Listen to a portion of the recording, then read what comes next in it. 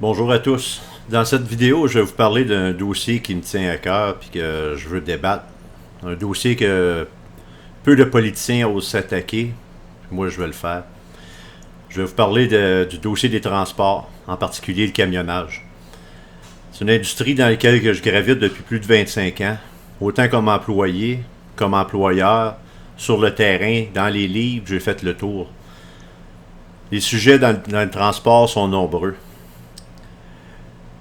Auprès des entrepreneurs, je veux travailler sur quelques dossiers, en particulier les taux de transport. Les taux qui sont toujours bas. Il y a une concurrence qui est assez féroce, qu'on pourrait pratiquement qualifier de déloyale. Ensuite, le coût des assurances. Le coût des assurances, c'est faramineux. Vous n'avez pas idée comment ça peut coûter opérer une compagnie de transport. Les assurances, c'est pratiquement le tiers du revenu d'une entreprise que ça vient chercher. Ensuite, je vais parler de l'embauche et de la rétention des chauffeurs. Parce qu'on sait, dans le domaine du transport, il y a une très bonne pénurie. Des chauffeurs, il y en a besoin partout. Puis un des grands objectifs, c'est pas seulement de les engager, mais c'est de les conserver. Ensuite, on va parler de les normes du travail fédéral. Il y a bien d'autres dossiers là, que je vais entrer peut-être plus dans les détails un peu plus tôt, un peu plus tard plutôt. Auprès des chauffeurs, je vais travailler sur les heures de conduite, les lois, les règlements sur les heures de conduite, les salaires, les conditions de travail. J'aimerais que dans les prochains mois, prochains temps, assez rapidement, parce qu'il faut que les choses changent rapidement, j'aimerais ça qu'une représentation soit faite au niveau fédéral. Puis là, je parle pas juste au nom des chauffeurs. Les chauffeurs propriétaires, les personnes qui ont un camion, deux camions, trois camions, mais aussi on va parler des petites et moyennes entreprises dans le transport. Là. Moi, ce que je vise, c'est vraiment de rassembler tous ceux qui ont, disons, jusqu'à 100 camions, peut-être un peu plus, des gens qui n'ont pas le moyen d'être représentés d'aucune manière. Oui, il existe des associations. Il y a l'ACQ. L'ACQ va représenter auprès du gouvernement du Québec, en quelques points probablement envers le gouvernement du Canada, mais c'est souvent les grandes entreprises de transport. Oui, ils ont des plus petites compagnies, mais l'idée qui passe, c'est l'idée des grands. Ensuite, je, euh, je veux parler d'endroits pour le repos des camionneurs. Des endroits sûrs, des endroits attrayants où dormir, où se laver, où se reposer. Puis pas juste au Québec, c'est la grandeur du pays qu'il faut qu'on en parle. Je pense que pour ceux qui roulent au Québec, là, vous le savez, là, on n'est pas choyé en frais de truck stop, en frais d'arrêt routier. Euh, je parle juste des arrêts, vous arrêtez dans ce qui est censé être des grandes chaînes comme qu'il y a aux États-Unis, Flying J. C'est pas la même chose au Québec. Là. C'est pitoyable. C'est quasiment épeurant aller se laver là, même de fiouler. Il n'y a pas de service, il y a rien ici. Là. Dans tout le Québec, il y a quoi? Trois truck stops qui sont limite convenables. Si on enlève Saint-Liboire, qui est à peu près le seul vrai truck stop là, qui appartient à Irving. On a le truck stop à Kanawake qui appartient maintenant à Arnois, qui entre autres va vous faire payer pour dormir, vous fait payer pour dormir là la nuit. D'autres points là, qui sont à parler. Écoutez, ça fait depuis 2009 que les camionneurs, que les camions nécessitent du DEF, qui est un liquide pour l'échappement, un liquide d'échappement pour les véhicules diesel. Ça fait depuis 2009 que c'est nécessaire dans les camions, puis je vous mets au défi de trouver une pompe qui fonctionne ou d'essayer de trouver une place convenable pour avoir du DEF au Québec. On est 15 ans en arrière, c'est pas compliqué. Ensuite, je veux parler, je parlais des truck stops, je veux parler avec les fournisseurs de services. Quand je parle de fournisseurs de services, là, ça va englober tout le monde. Là. De Irving, Esso, Shell, Petro-Canada, tous ceux qui vous vendent du carburant, tous ceux qui sont censés offrir des services qui a un moyen que ces entreprises-là réinvestissent une partie de leur profit dans l'offre aux chauffeurs. Comme je disais, c'est pitoyable l'état des lieux. Les stationnements, il y en a quelques-uns qui sont beaux, mais pour la plupart, on pourrait rester pris. Je veux qu'on parle de l'état des lieux, la propreté, c'est pas comparable. Là. Il y a des chauffeurs, là, vous roulez aux États-Unis, là, il y a des belles places où arrêter. En Ontario, il y en a quelques-unes des places là, qui sont convenables. À part ça, qu'est-ce qu'on a au Canada? Il y a quelques Flying J à travers le Canada, c'est à peu près tout. Dans les maritimes, les big stops ont un certain allure, même je dirais qu'ils sont très bien. Comparé à ce qu'on a ici, là, c'est même pas comparé. Ensuite, une idée, moi, que j'apporterais, j'aimerais qu'il y ait des normes qui soient imposées au niveau des municipalités pour qu'eux aussi participent à l'offre de services auprès des chauffeurs. Je prends comme un exemple tous les nouveaux développements des parcs industriels dans les villes. Ceux-ci là, devraient comprendre un minimum de places de stationnement qui soient accessibles 24 heures sur 24, 7 jours par semaine, avec un offre de service minimale. Les parcs industriels existants, pour avoir un temps à s'adapter, mais il faut que quelque chose soit fait en ce sens. Ces mesures-là, ça aurait pour effet de faciliter l'accès aux camionneurs, de faciliter l'accès aux villes et aux municipalités. Je prends par exemple une ville comme Montréal et ses environs, qui compte pour 50% de la population du Québec, où il y a des dizaines de milliers de livraisons qui se font à tous les jours. Il n'y a aucun espace de stationnement dans la ville de Montréal ou sur l'île de Montréal, mis à part quelques stationnements à Anjou et puis quelques stationnements à Ville-Saint-Laurent. Il n'y a aucune place pour stationner des camions dans la ville ou l'île, plutôt l'île de Montréal. Fait que ce que ça crée, les entreprises veulent toutes avoir des livraisons tôt en journée, le matin. Tout le monde attend après le matériel. Fait que les camionneurs, c'est quoi le choix qu'ils ont? Ils vont dormir à 100, 150, 200, même 300 km de Montréal. Puis pour arriver chez leurs clients à 7h, 7h30, 8h le matin, il faut qu'elles se lancent dans la circulation. Ça n'aide pas à la congestion. Écoutez, ça nuit à la congestion. Première des choses. Deuxième des choses, c'est des dépenses qui sont inutiles.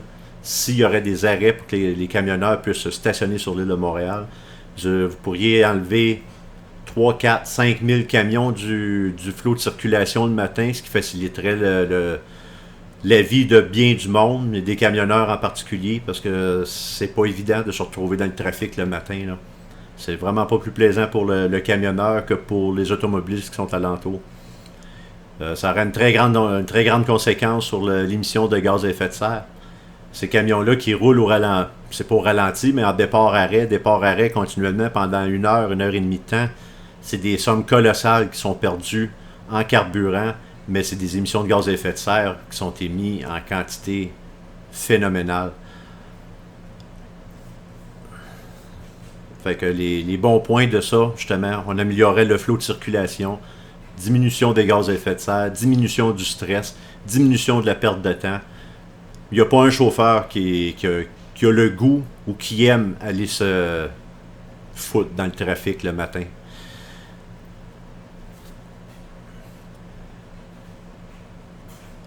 Fait qu'avec des offres de services, ceux-ci pourraient accéder à la ville en dehors des heures de pointe. Comme je l'ai dit, là, je vois avec le texte que je me suis pris des notes, là, on aurait une diminution de l'empreinte carbone, puis l'effet sur la circulation. Une autre mesure qui faciliterait beaucoup les heures de pointe, puis celle-là, je vous dirais, c'est surtout en après-midi, c'est la prorogation des heures de service de conduite et de conduite. Ces mesures-là, ça permettrait de prolonger d'un minimum de 2 heures ou d'un maximum de 4 heures la fenêtre de temps allouée à la conduite. Si, là je le dis là avec un si celui-ci s'arrête pour une pause allant de 2 à 4 heures consécutives. Fait qu'autrement dit, un peu comme les lois américaines le permettent présentement, aussitôt qu'un camion arrête pour 2 heures minimum, les heures de conduite vont être, pas les heures de conduite, la fenêtre de travail va être prolongée du 2 heures ou du 3 heures allant jusqu'à 4 heures arrêtées. Ce que ça donnerait, quand on s'approche des grandes villes, les camionneurs, vu qu'il y a une fenêtre de temps, le matin, là, c'est pour ceux qui ne comprennent pas le principe de la fenêtre de travail d'un camionneur, au Canada, on a 16 heures de travail dans une journée. Si le camionneur commence à 6 heures le matin, le camionneur aura jusqu'à 10 heures le soir pour travailler. Donc, de 6 heures le matin à 10 heures le soir, ensuite de ça, le camion doit se stationner. Je vais refaire un instant. Bon, excusez-moi, je reprends. Donc, je parlais du 16 heures la fenêtre de 16 heures. Je disais, le camionneur commence à 6 heures le matin jusqu'à 10 heures le soir. À partir de 6 heures le matin, c'est comme un compte à rebours qui démarre à 16 heures. Plus la journée avance, le compte à rebours, ça descend. Fait que, il vient un temps dans la journée que si le camion, tant que tu travailles, ton 16 heures diminue. Mais quand tu te retrouves coincé dans la circulation, on va dire Toronto, tous les camionneurs ont traversé Toronto, ça peut être un 3 heures de perdu assez rapidement pour faire 50-60 km. À ce moment-là, le camionneur rendu dans l'après-midi, il n'a pas vraiment le choix de se lancer dans le trafic parce que ses heures comptent. Mais si le camionneur aurait la chance de s'arrêter, disons une demi-heure ou 40 minutes avant d'entrer dans la ville, prendre un 2 heures, un 3 heures de pause, il peut aller se reposer, il peut aller prendre sa douche, il peut faire la sieste. Mais celui-ci va pouvoir repartir 3 heures plus tard et puis entrer dans une ville où que la circulation, l'heure de pointe est passée. Fait qu'au lieu de prendre 3 heures pour faire le 50 km, il va pouvoir en prendre 45 minutes. Fait que c'est des pertes de temps, ça aussi. Puis ça l'impose au camionneur d'aller se lancer dans le trafic puisque le temps est compté. Fait que c'est une autre des choses que je veux débattre, que je veux apporter. Dans les autres dossiers, bon, ce que je veux parler, là, au niveau des chauffeurs, les chauffeurs sont sous juridiction fédérale. Tous les chauffeurs qui sortent de la province du Québec ou qui sortent de l'Ontario, ou qui sortent, peu importe le chauffeur, aussitôt qu'un chauffeur sort de la province, il travaille sous les juridictions fédérales. Au fédéral, une semaine de travail normale, c'est 60 heures.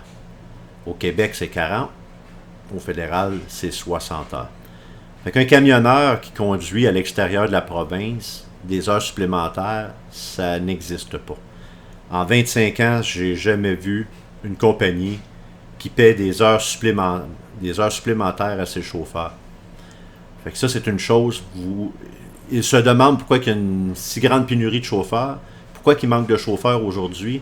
C'est pas compliqué.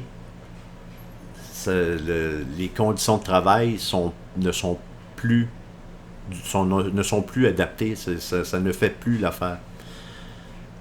Deuxième des choses que je veux parler, c'est la couverture d'assurance pour maladie, accident, puis surtout, un des points qu'on s'en rend compte de plus en plus aujourd'hui, les temps évoluent, les temps changent, on a beaucoup de femmes maintenant qui conduisent des camions, mais ces femmes-là, si elles tombent enceintes, n'ont pas droit aux mêmes choses que les travailleurs du Québec, à un retrait préventif couvert par la CSST, la CNESST maintenant.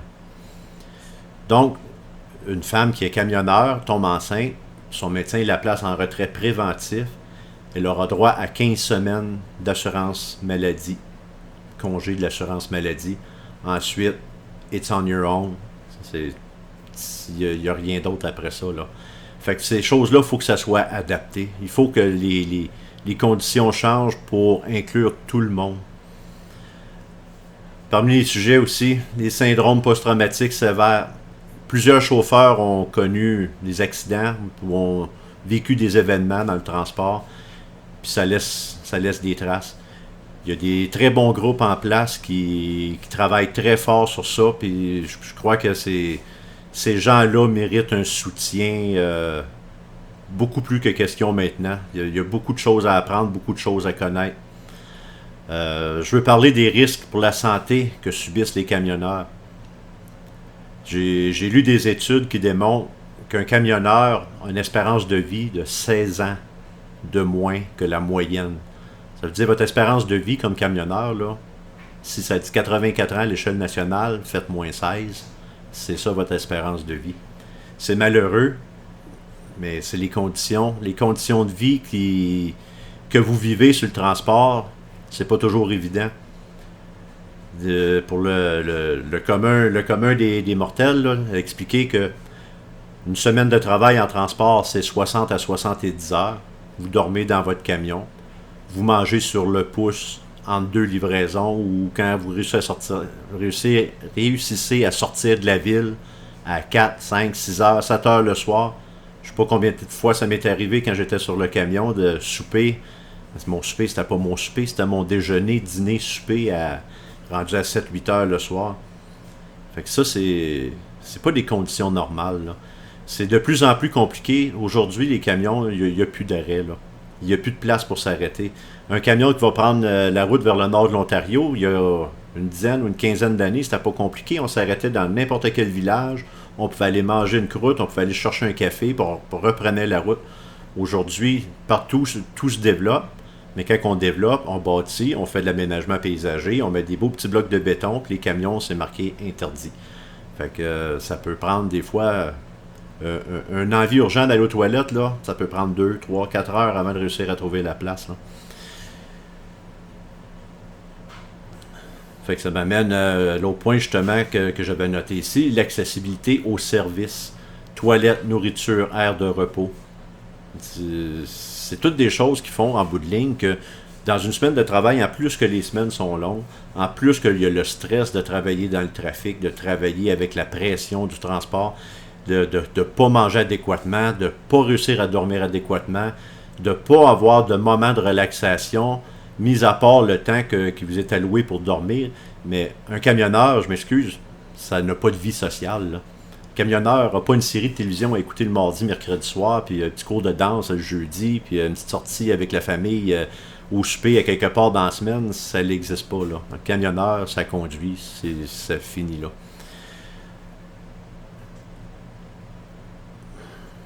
Ensuite, dans les autres points, là, j'ai inscrit ici, le camionnage connaît une pénurie de main-d'œuvre et c'est causé par les conditions de travail qui s'effritent. Et ceci en grande partie pour offrir toujours de meilleurs rendements aux actionnaires des grandes entreprises. Je ne peux pas dire autrement. Le transport aujourd'hui, c'est contrôlé par 4 ou 5 grandes entreprises. Ces entreprises-là, mais qu'est-ce qu'ils font? Ils contrôlent les taux dans le transport parce qu'ils ont les moyens de rouler à des taux ridicules comparés à ce qu'un chauffeur propriétaire peut rouler. Ces compagnies-là, je m'excuse, mais ne paient pas la juste part en assurance. Je parle d'une compagnie de transport. Une compagnie de transport, là, je parle d'une très grande compagnie de transport, ont les moyens de placer des millions en fiducie et puis de se garantir une assurance qui coûte quelques dollars comparativement à un chauffeur propriétaire que lui a vu ses assurances grimper de façon exponentielle. Pour vous dire, moi, en 2009, mon dernier camion que j'ai eu, je payais 11 200 $ d'assurance par année. Dans la dernière année, j'ai regardé la possibilité de me racheter un camion. 42 000 $. C'était le meilleur prix que j'ai réussi à trouver. 42 000 $. Fait qu'on est à 4 fois le prix d'il y a 12 ans. Puis ça, c'est pas le plus cher. Les assureurs m'ont confirmé que certains chauffeurs vont payer jusqu'à 55 000 $ par année pour assurer un camion. Ce qui est complètement aberrant quand on compare avec une flotte de 2-3 000 camions qui, eux, ont des coûts d'assurance qui tournent aux alentours de 7-8 000 $ par camion parce qu'ils ont justement la possibilité de se placer des fonds en en fiducie pour protéger, s'auto-assurer si on veut. Ce qui fait que c'est une concurrence déloyale au transport. Là. Eux ont des possibilités qui sont sont pas offertes à tous. Puis en plus, les compagnies d'assurance, je peux pas vous dire exactement, je pense que c'est 3 ou 4 compagnies d'assurance qui restent sur le marché. Je prétendrai pas qu'il peut y avoir de la collusion, mais quand il en reste juste 2, 3 ou 4, les prix n'iront pas à la baisse. Ce que j'aimerais, ce que je veux faire, puis ce que je vais faire, c'est de former une association qui représente l'industrie du camionnage à Ottawa. Puis je veux que ce soit qui puisse représenter autant au niveau fédéral qu'au niveau provincial. C'est une association qui se diviserait en 3 groupes. Un premier groupe des chauffeurs salariés. Un deuxième groupe des chauffeurs propriétaires. On va parler de chaque chauffeur qui est propriétaire de son camion, allant jusqu'à 2, des fois 3 camions, parce qu'il fonctionne comme chauffeur propriétaire dans ces cas-là. Ou d'entrepreneurs de petites et moyennes entreprises, regroupant chaque entreprise qui a de 1 à 100 véhicules. Peut-être 125, peut-être 150. On discutera du bon temps de la quantité de véhicules le moment voulu. Je le fixe dans ces eaux-là, mais ça peut être plus. Ces compagnies-là, il n'y a pas personne qui a le pouvoir de décider ou de négocier les assurances de façon convenable. C'est pas parce qu'un entrepreneur a 50 véhicules ou qu'il y en a 100 qu'il va avoir des meilleurs taux. Il y a tellement de variantes, il y a tellement de choses qui peuvent faire changer les prix. Mais il faut que ça soit adressé, il faut que ça soit corrigé. C'est pas normal qu'une compagnie ait à dépenser près du tiers de ses revenus annuels pour couvrir la partie assurance. C'est pas normal que les compagnies d'assurance fassent plus de profit sur une compagnie de transport que le propriétaire même de la compagnie de transport. Bon, la raison que je veux faire cette association-là, englobant les 3 groupes, c'est simple. Premièrement, les conditions des chauffeurs propriétaires ne s'amélioreront pas si les donneurs d'ouvrage n'ont pas la capacité d'offrir, s'ils n'ont pas la capacité de l'offrir. Et ceux-ci n'auront pas la capacité de l'offrir s'ils luttent chacun individuellement contre les grandes entreprises. Fait que, on le sait tous, l'industrie du transport, c'est un domaine où la lutte est féroce. Chaque entreprise, tout le monde aime bien couper l'herbe en dessous du pied du voisin pour ramasser son voyage. Mais c'est une chose que je veux adresser, une chose qu'il faut que les gens commencent à s'entendre aujourd'hui, parce qu'il n'y a pas personne qui va s'en sortir de cette entreprise-là avec de l'argent dans ses poches, là. Donc, c'est, comme je le dis, c'est de créer avec les 3 groupes pour que chacun des groupes puisse, au final, avoir sa part du gâteau, en commençant par le transporteur qui soit capable de payer ses chauffeurs et ses chauffeurs propriétaires. Deuxièmement, afin de concerter et de contrôler le déroulement du processus et d'évaluer les coûts et les répercussions, sachant que plusieurs tenteront de faire grimper les prix des marchandises sur le dos d'une hausse des coûts de transport. Bon, c'est ce que j'ai écrit là. Là, je lisais, c'est encore assez textuel, mais c'est pas compliqué. Si demain matin, les taux de transport augmentent, ils vont essayer de passer la facture à la consommation. Ça sera pas nouveau. Ça va passer pour les méchants camionneurs qui ont réussi à s'arracher des augmentations, mais la facture va se retrouver à l'épicerie. Mais juste pour vous montrer un petit exemple bien banal, là, que j'ai fait un petit calcul rapide, ça s'applique pas juste à cet exemple-là, ça s'applique à peu près toutes les matières qu'on peut transporter par camion, donc à peu près tout ce qu'on trouve sur le marché. Dans mon exemple, j'ai écrit il ne serait pas surprenant de voir le prix du beurre grimper, prétextant que le coût du transport augmente. Mais sachant que le coût annuel est de 900... Le coût annuel... Il faut que j'apprenne à lire en plus. En sachant que le coût actuel est de 900 $ pour transporter 45 000 livres de beurre de Toronto à Montréal, ce qui représente 0,002 cents la livre. Ça veut dire 2 centièmes plus que 2 centièmes, c'est 2 millièmes de dollars. C'est 0,2 cents de la livre du beurre, de la livre de beurre là, que ça coûte la transporter de Toronto vers Montréal. Le coût est fictif, la marchandise est fictive, on pourra réajuster selon que ce soit du bois, de l'acier ou des chaussures, là, ça va revenir au même en bout de ligne. Là. Fait que quand on parle d'augmenter de 0,2 cents la livre à 0,4 cents parce qu'on a doublé le prix du transport, il y en a qui vont essayer de vous faire avaler que la livre de beurre coûte une pièce de plus à l'épicerie. Là. Mais c'est pas véritable. Là. Le voyage d'acier rendu à Montréal, il ne coûtera pas... tu ne paierais pas 4000 pièces de plus la tonne. Là. C'est pas de même ça fonctionne. Mais ça, il faut que ça soit surveillé, il faut que ça soit dit, il faut que ça soit fait. Il y a des façons de faire, puis il faut qu'on le fasse comme il faut pour justement que le monde arrête de profiter.